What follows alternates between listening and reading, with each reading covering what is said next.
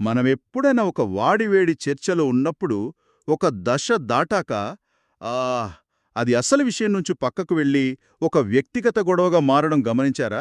చాలాసార్లు. ఆన్‌లైన్‌లో అయితే మరీ ఎక్కువగా. అవును. గెలవాలనే ఆరాటం, సత్యాన్ని తెలుసుకోవాలనే ఆసక్తిని ఎందుకలా మింగేస్తుంది? అది చాలా సహజం. ఎందుకంటే చర్చ మన అహానికి సంబంధించిన యుద్ధంగా మారినప్పుడు మరి తర్కం వెనక్కి వెళ్ళిపోతుంది. మనం చెప్పిందే నెగ్గాలనే పంతం ముందుకు వస్తుంది. అక్కడే అసలు సమస్య మొదలవుతుంది. సరిగ్గా అక్కడే. అందుకే ఈరోజు మనం ఓ ఆసక్తికరమైన అంశాన్ని లోతుగా పరిశీలిస్తున్నాం. సుమారు 2500 ఏళ్ల క్రితం నాటి బౌద్ధ గ్రంథం అంగుత్తర నికాయ నుంచి స్ఫూర్తి పొంది ఒక మంచి చర్చ ఎలా ఉండాలి దానిలో పాల్గొనేవారికి ఎలాంటి లక్షణాలుండాలి? అనే విషయాలు చర్చిద్దాం. ఈ పురాతన గ్రంథం నేటి మన డిజిటల్ వాదనలకు కూడా ఒక దిక్సూచిలా పనిచేస్తుందంటారా? ఖచ్చితంగా. ఈ విశ్లేషణలో మన లక్ష్యం కేవలం చర్చకి ఎవరు యోగ్యులు, ఎవరు అయోగ్యులు అని తెలుసుకోవడమే కాదు. మరేంటి? అసలు ఒక చర్చ యొక్క అంతిమ లక్ష్యం గెలవడం కాకపోతే మరేమిటి? అనే ప్రశ్నకి సమాధానం వెతకడం. సరే, అయితే దీనిని విడమర్చి చూద్దాం. ఒక వ్యక్తి చర్చకు తగిలవాడా కాదా అని అంచనా వేయడానికి ఈ గ్రంథం చెప్పే మొదటి కొలమానం వారు ప్రశ్నలకు ఎలా స్పందిస్తారు అనే దానిపై ఆధారపడి ఉంటుంది. అవును, ఇది చాలా ప్రాథమికంగా అనిపించినా దీనిలోనే చాలా లోతుంది. ఇది తర్కానికి పునాది లాంటిది కదా? ఖచ్చితంగా. ఈ గ్రంథంలో బుద్ధుడు తన భిక్షువులకు 4 రకాల ప్రశ్నలను, వాటికి స్పందించాల్సిన సరైన పద్ధతులను వివరిస్తాడు. అందులో మొదటిది ఖచ్చితమైన ప్రశ్న. అంటే ఒక కేటగరికల్ క్వశ్చన్. ఓకే, దీనికి సూటిగా అవును లేదా కాదో అని చెప్పగలిగే సమాధానముంటుంది. ఉదాహరణకు, సూర్యుడు తూర్పును ఉదయిస్తాడా లాంటి ప్రశ్ననమాట. అవును, దానికి పెద్దగా విశ్లేషణ అవసరం లేదు. చర్చకు యోగ్యుడైన వ్యక్తి అలాంటి ప్రశ్నకు సూటిగా సమాధానమిస్తాడు. కాని చర్చను పక్కదారి పట్టించాలనుకునే వ్యక్తి దాని సాగదీస్తాడు. అసలు తూర్పుపై ఏమిటి? భూమి గుండ్రంగా ఉన్నప్పుడు తూర్పు పడమరలకు అర్థముందా అంటూ అనవసరమైన విషయాల్లోకి వెళ్తాడు. సూటి సమాధానం దాటవేస్తాడు. అంటే చర్చ ప్రారంభంలోనే వారి ఉద్దేశం తెలిసిపోతుంది. కాని అన్ని ప్రశ్నలు అంత సూటిగా ఉండవు కదా. చాలా విషయాలు నలుపు తెలుపులో ఉండవు. మీరు సరిగ్గా పట్టుకున్నారు. అదే మనల్ని రెండవ రకం ప్రశ్నకు తీసుకొస్తుంది. విభజనతో కూడిన ప్రశ్న. ఎ డిస్టింగ్విషింగ్ క్వశ్చన్. అంటే దీనికి విశ్లేషణ అవసరం. అవును, సాధారణీకరించి సమాధానం చెప్పలేం. ఉదాహరణకి, ఈ మధ్య మనం తరచూ వినేది పిల్లలకు స్క్రీన్ టైం మంచిది కాదా అనే ప్రశ్న. దీనికి అవును కాదు అని చెప్పలేం కదా. సరిగ్గా.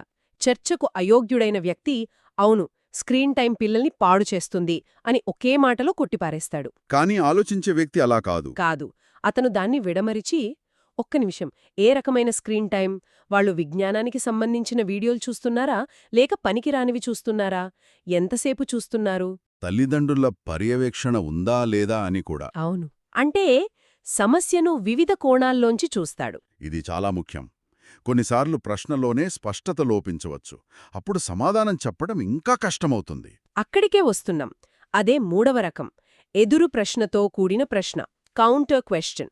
కొన్నిసార్లు అడిగిన ప్రశ్న అస్పష్టంగా, గందరగోళంగా ఉంటుంది. ఉదాహరణకు, ఎవరైనా స్వేచ్ఛ మంచిదేనా అని అడిగారనుకోండి. ఆ ప్రశ్నకు వెంటనే సమాధానం చెప్పడం కష్టం. అసలు స్వేచ్ఛ అంటే వారి ఉద్దేశ్యమేమిటి? ఆర్థిక స్వేచ్ఛ, వ్యక్తిగత స్వేచ్ఛ అని అడగాల్సి వస్తుంది.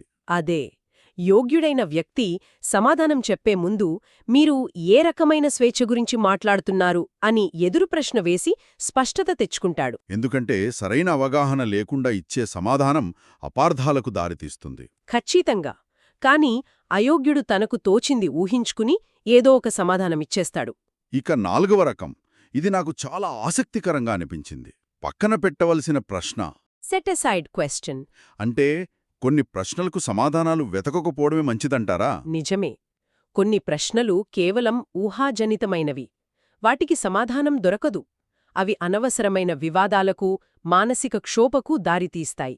ఉదాహరణకు, ఈ విశ్వానికి ముందు ఏముంది లాంటివి. అవును, లేదా మరణం తర్వాత జీవితముంటుందా లాంటి ప్రశ్నలు.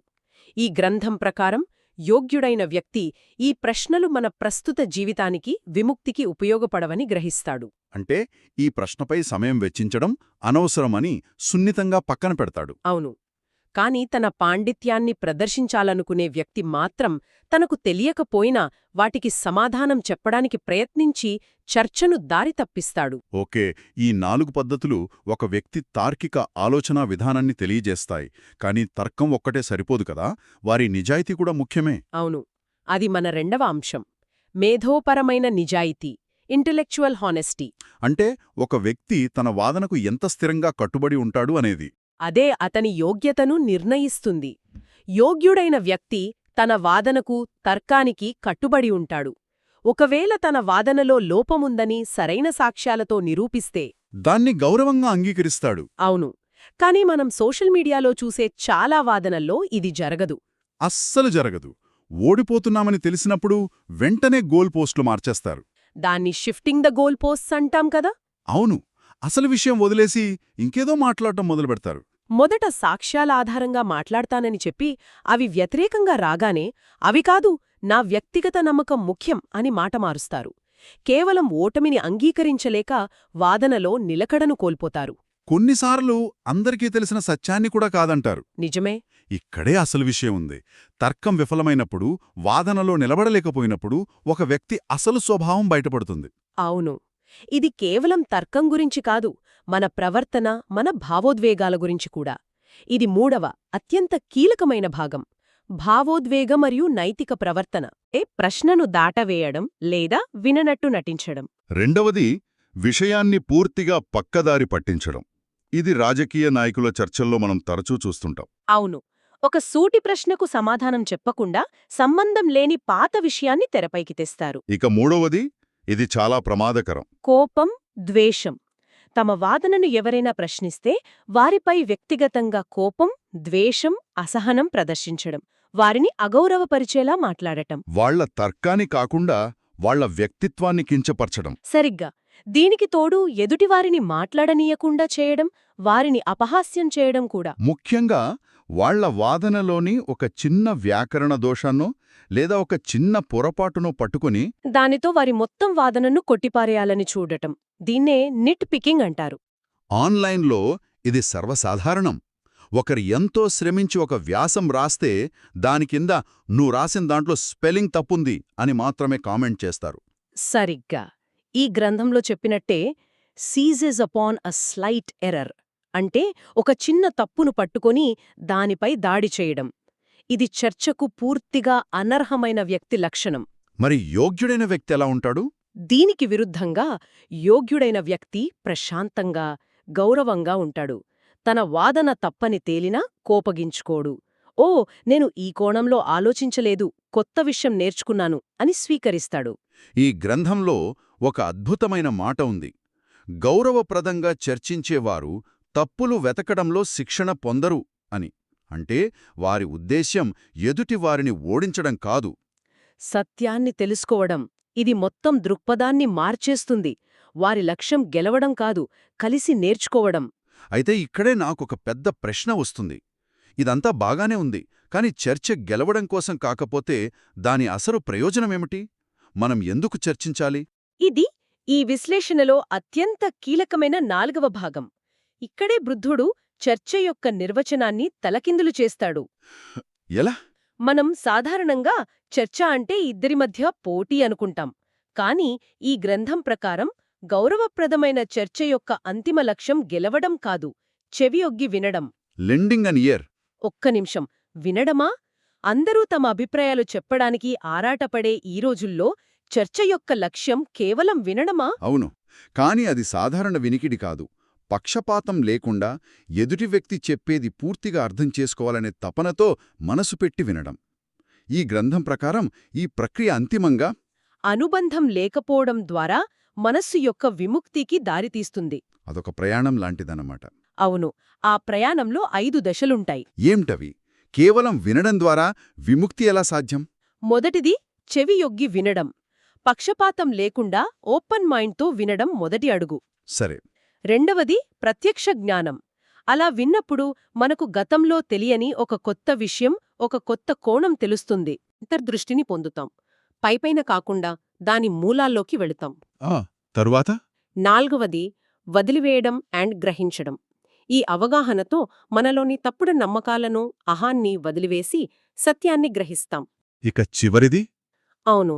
ఐదవది విముక్తి. అంతిమంగా ఈ ప్రక్రియ మనసు యొక్క బంధనాల నుండి విముక్తికి దారితీస్తుంది. అద్భుతం. అంటే చర్చ అనేది ఒక యుద్ధక్షేత్రం కాదు, ఇద్దరు వ్యక్తులు కలిసి సత్యం వైపు చేసే ఒక యాత్ర. ఖచ్చితంగా.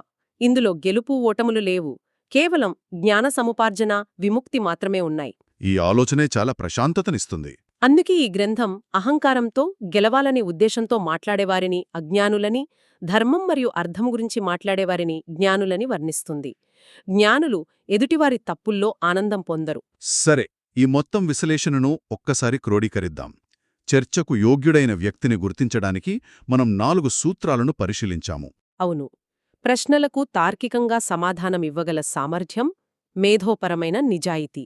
భావోద్వేగ నియంత్రణ, మరియు అన్నిటికన్నా ముఖ్యంగా చర్చ యొక్క నిజమైన లక్ష్యం విముక్తి అని గ్రహించడం. ఈ సూత్రాలు కేవలం పాత గ్రంథాలకే పరిమితం కాదు.